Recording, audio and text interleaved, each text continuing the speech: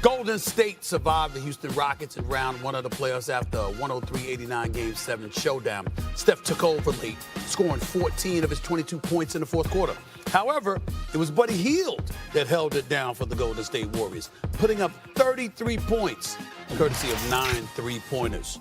The T-Wolves and Warriors will face off in the playoffs for the first time in a playoff series, with the Wolves favored to win the series at -190 at ESPN Bet Sportsbook.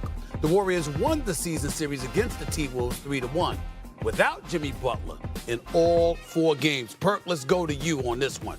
What would be more intriguing, Ant-Man getting his first ring or Steph Curry capturing his 5th? Oh, it's definitely Anthony Edwards getting his first ring, and it's not what you do, it's how you do it. Think about this. Knocking off LeBron and Luka, now facing Steph. If he gets past this series, he could possibly be looking at SGA, who I believe is going to beat the Denver Nuggets, who's probably going to win the MVP. All of a sudden, you get past an SGA or Jokic to make it to the finals to face a Boston Celtic team who I believe is going to be there, and you knock off the defending champs and Jason Tatum. We could be arguably looking at one of the greatest individual runs, final NBA championship runs in the NBA history.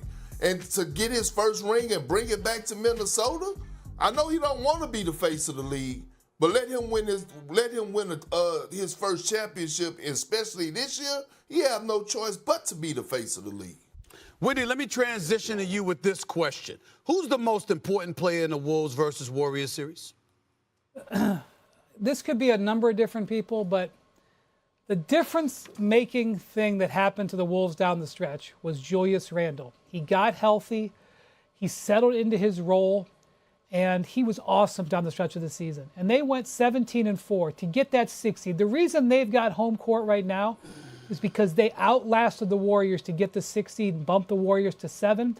We couldn't necessarily have seen the bracket fall this way, but Randle helped make that possible with how good he was down the stretch. Then he had a checkered playoff history, his time with the Knicks. He was awesome in this series with the Lakers. He was a totally difference-making player. He carries that forward here. He just gives them margin for error because you know that Ant is going to have to play well. We know that. You know that you're going to have to get good play from the supporting players, guys like Naz Reid, guys like Dante DiVincenzo. Rudy Gobert has got to be effective in his minutes. But Julius Randle is an all-NBA player.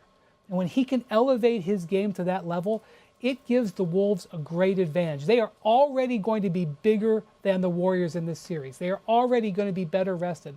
They're already going to have home court advantage. If they can have 2 of the 3 or 2 of the 4 best players, which is what Randle can do, you really swing this thing into their favor. Swagger.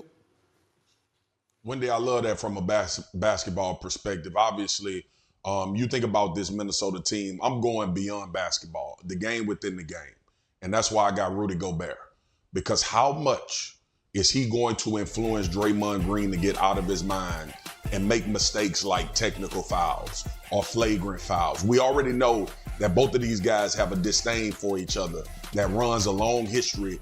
Also with the basketball part is we saw the Houston Rockets against Golden State on the offensive glass. I want to remind everybody, we just watched Rudy Gobert go for 24 rebounds in a game. I think that's going to be a major factor in those extra possessions that he's able to create. Now, obviously, sometimes the matchups may send him to the bench, but I think when Minnesota wants to force the issue and they want to create more opportunities offensively, Rudy Gobert can be a stalwart down there, either getting putbacks, tipping the ball out, or just getting offensive rebounds. But that other thing is something to watch for as well. How much can he get under Draymond Green's skin to make him think about more than just playing the game? And it becomes that tit-for-tat matchup that we've seen get Draymond in trouble in important series for Golden State historically, while the Golden State Warriors are trying to make a play at a championship.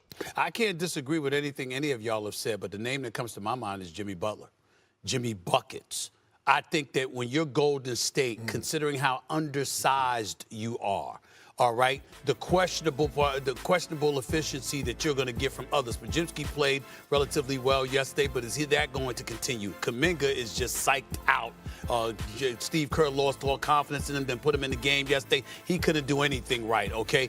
Draymond Green, you can't anticipate or expect him to be hitting three-pointers or whatever. He's going to have his hands full considering how undersized Golden State is and what he's going to have to gumption up in order to ultimately push Golden State forward. Jimmy Buckets has to be that guy, in my opinion, Big Perk. He has to be a guy that's letting them know Steph Curry ain't alone.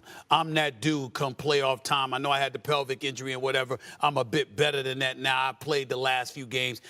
Considering how bigger Minnesota is, Jimmy Buckets has to play big in order to help Steph Curry give the Golden State Warriors a chance. Go ahead, Perk. I agree. I mean, it's so many players we could point out, and I agree with all y'all, and get y'all points, but this series has Draymond Green written all over it. Steve Kerr said that Draymond Green is the greatest defender he's ever seen, right? He's going against a guy who they don't respect in Rudy Gobert, which goes to Swagoo point. Rudy got 4 Defensive Player of the Year awards, right? Trophies in his household, in his crib. I don't know if they here or in France, but damn it, he got 4 of them. Draymond has a huge responsibility this series. One, he's going to have to shut that water off of Julius Randle, which Wendy just highlighted how great Julius been playing, especially alongside Anthony Edwards. 2, he's going to have to control the paint for as the glass, highlighting again, the Rockets were feasting on the offensive glass. Rudy just had, I think, 9 offensive rebounds against the Lakers. And then you still have to switch your mindset and show your versatility when Nas Reed come into the game. And on top of that, you got to be able to guard Anthony Edwards on pick and rolls. So if Draymond, like he claimed, is, like Steve Kerr say, the best defender, the greatest defender he's ever seen, then damn it, he got to show up and show out in this series. Otherwise, the Warriors are going to get swept. The Warriors are going to get swept. Go ahead, Swag. I got a question for Perk. Perk, something I saw them do. Do you think... Wendy, what did you say, stay Wendy? out of this. Wendy, what did you say? Wendy. What'd you say, Wendy? Talk about I speak thought he when was spoken supposed to speak when spoken to. What?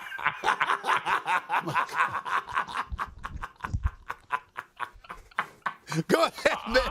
Go ahead. I got a Swag, question. real quick. Ask your question for Perk.